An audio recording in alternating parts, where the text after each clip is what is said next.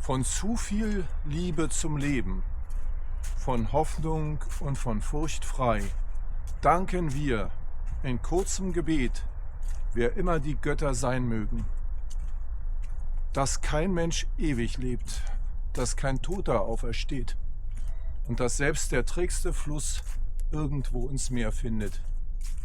Hey, heute wollte ich mal über Anhaftungen sprechen. Anhaftungen sind ja im Buddhismus etwas, das Leid verursacht. Anhaftung ist sozusagen der Glaube an diese Welt, dass sie eindeutig sei, etc. Im Buddhismus wird es ja eine Scheinwelt genannt, die Scheinwelt des Samsara. Ich habe oft gesagt, dass das Universum ein Bewusstsein ist, was sich also zum Beispiel mit dem Buddhismus durchaus deckt und was zum Beispiel auch ein spirituelles Gesetz, ein hermetisches Gesetz ist. Und ich habe das immer so formuliert, aus meiner Sicht ist die Welt keine Scheinwelt, sondern sie hat nur ganz andere Eigenschaften, als wir annehmen. Wenn es also diesen Bezug zum Absoluten nicht gibt, weil alles total relativ ist, dann hat die Welt geistige Eigenschaften. Genau wie es eben in diesem spiritualistischen Gesetz zum Ausdruck kommt, in diesem hermetischen Gesetz. Die Welt ist das Universum ist ein Bewusstsein und und der Glaube an die Unvergänglichkeit und an die Tatsache, dass wir die Dinge festhalten können oder der Glaube daran, dass wir die Dinge festhalten können, das ist eben diese Anhaftung, um die es geht und die völlig zu Recht beschrieben wird als etwas, das Leid verursacht. Und nun hatte ich ja dieses Gedicht vor langer Zeit mal gehört, das übrigens von Swinburne ist. Und das ist eine Strophe eines Gedichtes. Es heißt Garden of Proserpine im Original. Ich verlinke das dann. Und ich fand die Zeile so vielsagend. Von zu viel Liebe zum Leben, von Hoffnung und von Furcht frei, danken wir in kurzem Gebet, wer immer die Götter sein mögen, dass kein Mensch ewig lebt, dass kein Toter aufersteht und dass selbst der trägste Fluss irgendwo ins Meer findet. Und für mich ist das also ein schöner Ausdruck dafür, dass man recht bedacht doch ganz froh sein muss, dass alle Dinge enden müssen. Und dass der Glaube daran, dass alles immer weitergeht, eine Form von Anhaftung ist. Und ich fand diese Zeile deshalb so berückend, weil so berückend irgendwie und so ausdrucksstark, weil normalerweise ja die Hoffnung für uns etwas sehr Positives ist. Und wir uns sagen, wenn die Hoffnung nicht wäre, tja, dann wäre alles aus. Aber was in dem Gedicht sehr schön zum Ausdruck kommt, ist eben dieses göttliche, schwermütige Ende all dessen, was wir denken und hoffen können. Und deshalb habe ich das vorgetragen. Und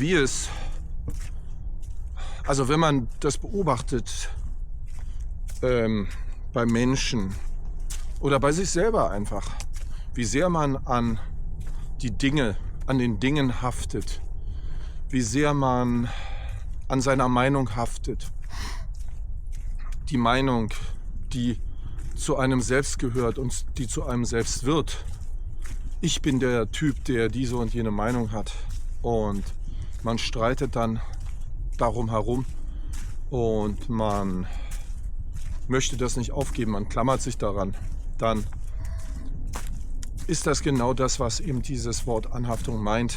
Es meint vieles. Es meint nicht nur Dinge, an die man sich klammert, also ein schickes Auto beispielsweise oder andere tolle Sachen, sondern auch geistige Inhalte, Meinungen, die man hat, Wissen, das man hat, Zustände, die man erreicht. Und man kann es, glaube ich, überall sehen und bemerken. Und also was ich damit eigentlich nur sagen will, ist, dass meiner Ansicht nach diese Anhaftungen, sie sind einfach direkt unsere Welt. Und keine Anhaftungen zu haben, ist meiner Ansicht nach völlig unmöglich, denn du hast ja immer diese Perspektive des Ich. Die Perspektive des Ich ist quasi unser Blick in die Welt oder eine Perspektive, die die Welt in einer spezifischen Form entstehen lässt. Und ohne die Begriffe der Welt könnte das Ich nicht sein. Und so gesehen gibt es keine Welt ohne Anhaftungen. Man kann allerdings dieses Leid, das darin besteht, dass man zu sehr an Dingen hängt, ein bisschen dadurch reduzieren, dass man sich das klar macht. Dass man sozusagen Philosoph ist und dass man einfach darüber reflektiert und sich darüber klar wird, dass alles, was man hat, immer auch eine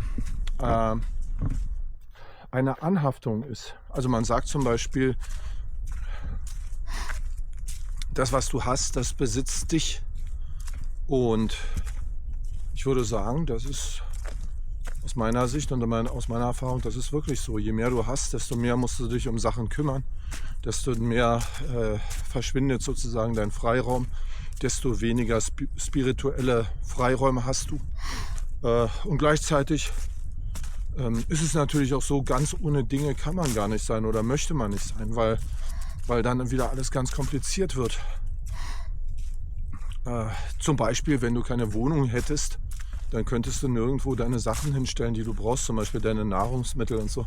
Ich hatte das mal gesehen, ein Wohnungsloser, der hat zum Beispiel das Problem, dass er sich niemals seine Nahrung in den Kühlschrank legen kann und muss also deshalb jeden Tag Neues kaufen. Meistens irgend so ein Fastfood-Zeug wahrscheinlich, weil es billig ist.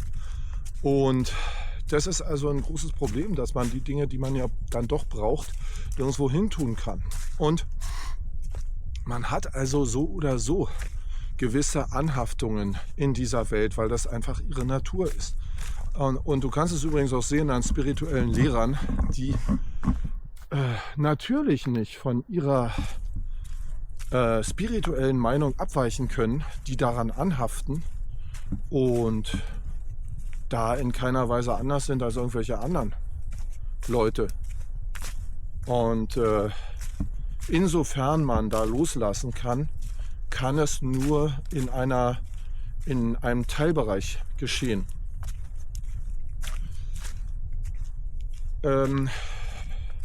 Ich werde das Video an dieser Stelle direkt schließen und wollte diesen kleinen Gedanken sozusagen bloß mal reingeben. Ich hoffe, es sagt euch was. Danke fürs Zusehen. Bis bald. Tschüss.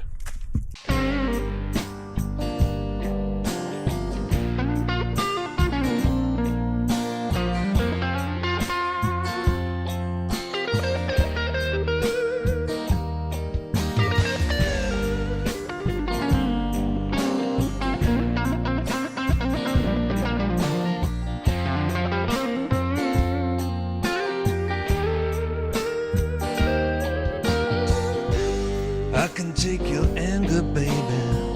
I can hold your pain. In a night full of thunder and sideways rain.